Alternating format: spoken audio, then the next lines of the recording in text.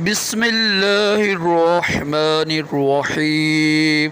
फरमान मुस्तफ़ा सल्लल्लाहु तआला अलैहि वसल्लम, जो मुझ पर एक बार दुरूद पाक पढ़ता है अल्लाह पाक उस पर 10 रहमतें भेजता है। सल्लु अल हबीब सल्लल्लाहु अलैहि वसल्लम। खाना 3 उंगलियों से खाना सुन्नत मुबारक राशिद अतारी न्यू रूहानी इलाज लेकर पेश खिदमत है।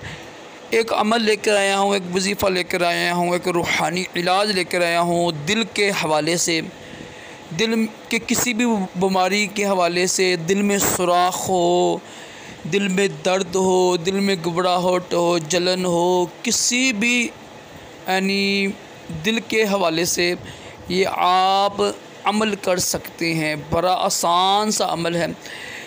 तो ला इलाहा इल्लल्लाहु ये 75 बार पढ़कर दिल में सुराख वाले बच्चे, किसी को ऊपर भी नीज़, घबराहट, दिल और सीने के तमाम अमराज, सीने पर दम करना करें।